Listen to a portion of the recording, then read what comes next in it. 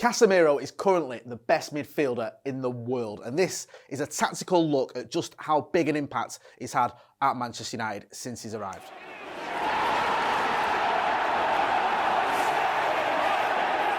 Jay Motta here for Stretford Paddock. That's Joe Smith. Yes. He's got his iPad. There's a picture of Casemiro. It can only mean one thing. I can't wait for this video, son. It can only mean one thing, Jay. What thing is that? Well, you know what it means. Casemiro at the minute is, I would say, inarguably the best defensive midfielder in the world. Arguably the best midfielder in the world. In the World Cup, ever since he's joined Manchester United, when you look at the sort of his body of work over the last 5 or 6 or 10 seasons, it's inarguable that he is right up there in that conversation. I almost think breaking the way from the shackles of, you know, that Kroos and Modric partnership where he was always taking the least of the limelight, it's almost allowing him to show the world just what a world-class player he is. So we've got a few stats and a few tactics that we're going to go through here, analysing that performance against Nottingham Forest, which only because it's the most recent performance. We could have done it for pretty much any performance since he's been a starting regular for Manchester United. He's been absolutely dominant in the middle of the park, and it's no coincidence that since he started regularly, in the last 14 games, United have won 11, drawn 2, and only lost 1, and that's because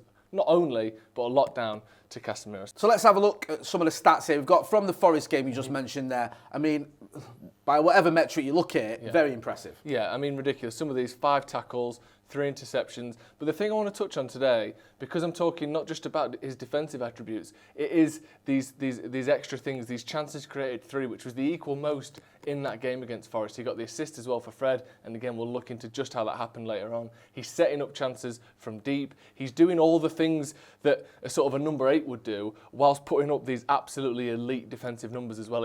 To be honest, I'm almost sort of worried about how well he's playing, because I think surely he can't keep this up. But then you look at his CV, and he pretty much has for nearly a decade now. So let's get into some of the screenshots from the game at the weekend. And this is obviously before that second goal. And you're thinking, well, but what do you mean before the second goal? This is in our own half, and it is. So as you can see here, we're talking about him creating chances, and you think, well, this is Forest attacking Man United, and you can see there, that is Casemiro in the middle of the picture. The ball has just been played down the line, and we've got a sort of one-on-one situation with Varane and their attacker. Now, their attacker gets the best of Varane, which obviously doesn't happen very often, but when it does, what you need is a sensational defensive midfielder to sort of bail you out. Now, I think this is something that we've struggled with over previous seasons. We don't have players in that position that can read the game as well as Casemiro. Because in a position there at the minute where he's not the favourite to even be part of a tackle, let alone win the ball back. And yet, Varane gets done,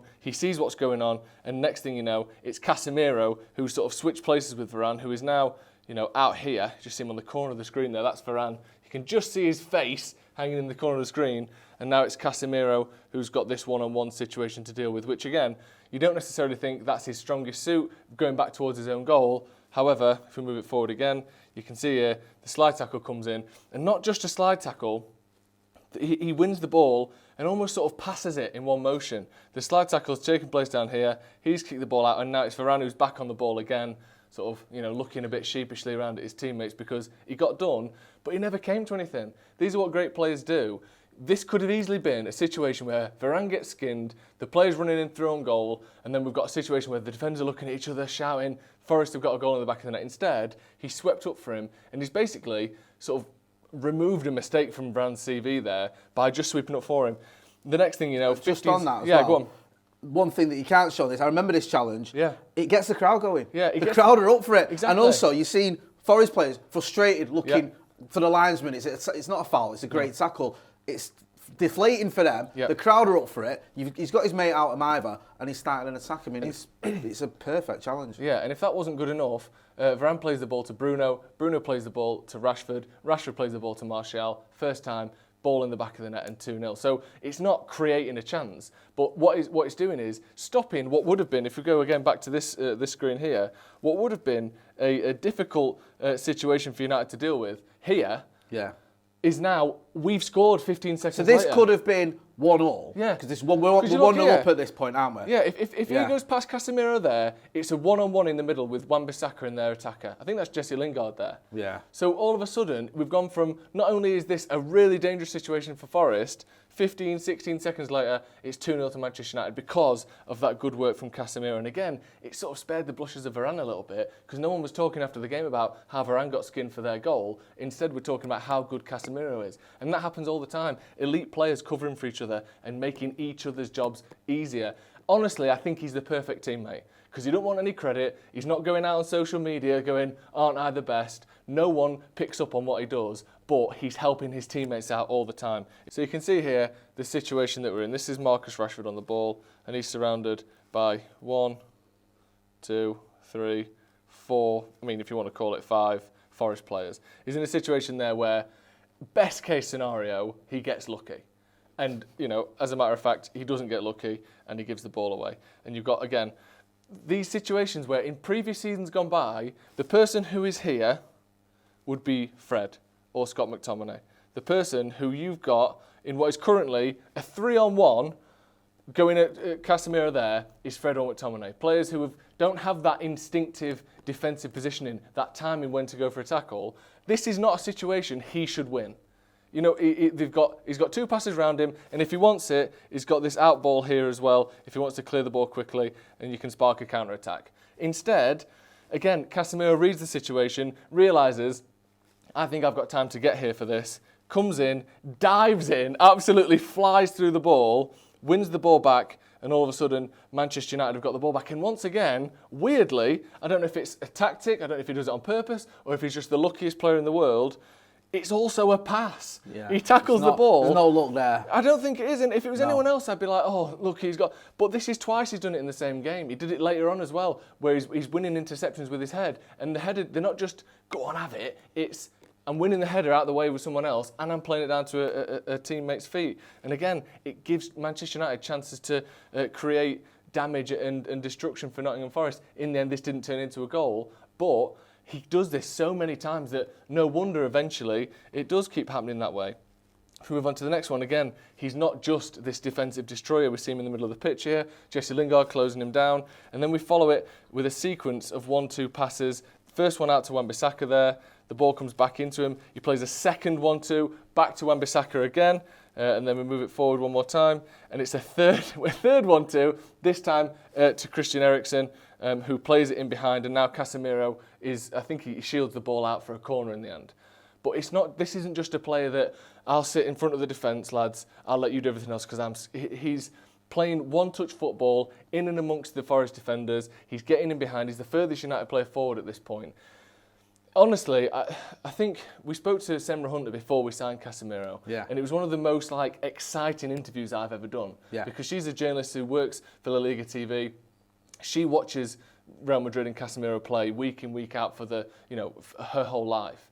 And she was just so glowing about him as a player, how inconspicuous he is off the pitch, how he's obsessed with numbers, he wants the most tackles, he wants the most interceptions, he wants the most passes, but also that he will surprise you with how good he is on the ball. And these little 1-2 interactions here with Anthony, I believe it was, instead of Eriksen, excuse me. But this is the sort of player that we've got where he's just excellent. He can just do everything. And if we move forward again, this is his summarising moment of the game where you've gone, fucking hell, he's having a good game today, isn't he? And then just to cement it home for anyone who hadn't noticed, this is where we see the best of Casemiro. Again, you see him there, look. This space here, if you time this wrong, or if you misread the situation, this pass could get played here and you're left in no man's land thinking, I don't know what to do, and they've gone past me. We've seen that so many times over the last couple of years. Instead, he steps in at the right time, wins the ball back, and then we're moving forward from there. So he takes the ball, and again, we mentioned this a couple of times, but he's got options here.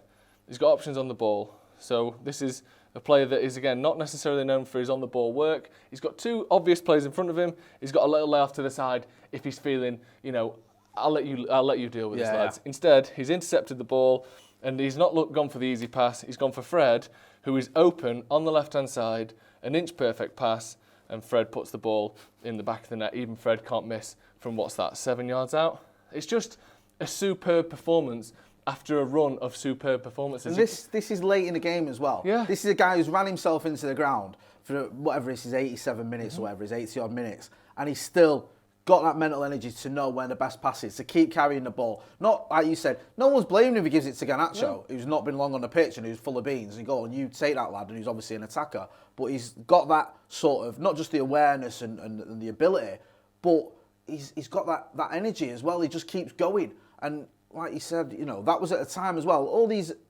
situations that you've mentioned here have come at crucial times. It could have been 1-1. Even at 2-0 against Forest, I was worried. Yeah. That might sound daft because you think it's 2-0. It's Forest are near the bottom of the league. But they had a few chances. And if they get one of them and it's 2-1 with 10 minutes to go, anything can happen. And this just absolutely kills off the game. Yeah, exactly. And like you said, to have that composure, and I think I said it during the preview, but there's no stat for composure. No. There's no stat for mentality and winning mentality. In that position, I know it's only Forest, and I know we're 2-0 up already, but lesser players would have just passed it off to Garnacho. Like I said, you run it, and I'll sit back and I'll watch the lines. I'll make sure that they don't counter-attack on us. Instead, he's got it about him to think, I know I've got this pass in my locker. And if you watch it back, the weight on the pass is literally... Fred is just striding onto it. He doesn't have to accelerate, he doesn't have to slow down and wait for it. There's no problem with the keeper. It couldn't have been better. So he's got things in his locker that I think, myself included, I knew he was sort of a better passer than you think, but he's even better than my optimistic, we've signed Casemiro brain would let me believe. He's honestly such a well-rounded player, and obviously I'm telling you like you don't know. No, but just some of these examples here where you just think, so good. We were covering it when we were linked with him, and I wasn't having it. No, you were like, we're not signing Casemiro. We're not signing Casemiro. We were linked with Adrian Rabiot. We didn't get him. Yeah. And it's like, oh, now we're going to get Casemiro. That ain't happening. Yeah. And I'd seen him at Madrid. I knew what he was capable of. I knew how good he was. I didn't think it was happening. I thought he's too good for us to get, especially as seemingly a plan B. Yeah. But I've been surprised at how good he is. Yeah. He's so amazing. It's such a that with Christian Eriksen as well. You're watching him closely, you think, I never thought he was that good. With Casemiro, he just gets everything right. Yeah. And even if he doesn't get something right, even if he, you might give the ball away or whatever, because it can happen now and again. Yeah. He always gets himself in a position to make up for that. Yeah. He's not one of them. He's like Michael Carrick in that respect. So if he loses something, he's straight away, he's on it. So he's in a perfect position to regain possession. He's just such an impressive player. Yeah, he is. And if we move on to his heat map for the whole season, basically, yes, it's slightly more involved in his own box, but part of that will be from playing centre-back as well. But what impressed me and surprised me is how much of that is in the opposition half.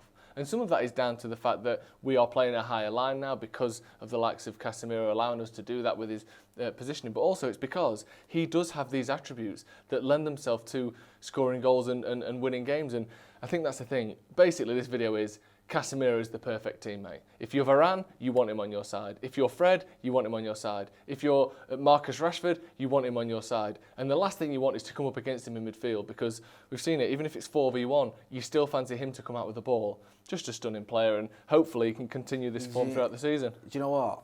We're only, 2 weeks away from the derby. Yeah. Someone like him in your team, you think you've got a fighting chance. Yeah. I know City are like playing at a different level, and we've not exactly got a good record against them, but with him in the team, you think there's every chance we can get a result. You go into games feeling confident. Yeah. I think that's the difference. Right, thank you very much for joining us. Give your thoughts on Casemiro in the description below. He's just a great player. He is, and listen, it's easy sometimes to get carried away. We've done it with players, and I've done it as a fan, and Dan James scores a few goals in his first few games. You think, hey, I tell you what, this kid could be the answer, or whatever. But this is a player who we knew when he arrived at United what he was about. 5 Champions League isn't a fluke. No. He's 30, so he's not past it. This isn't a 36-year-old who's coming for an holiday. This is someone who's still got that desire, still got that will to win, and still got that bag loads of ability. I really enjoyed that, Joe. Thanks a lot for that. As Joe said, get involved in the chat and the comments. Let us know what you think about Casemiro, where you think his best position is. Do you think he's just one of those players that can do box to box, sitting in front of the defence? We've even seen him, as you said, playing in defence when he's needed to. The kid's got it all. Yeah, don't forget as well to check out Joe on the Sloppy Joe's podcast. You know where to find me as well. Make sure you are hitting like, share and subscribe. This has been a tactical look at the best midfielder ever. Thanks for watching.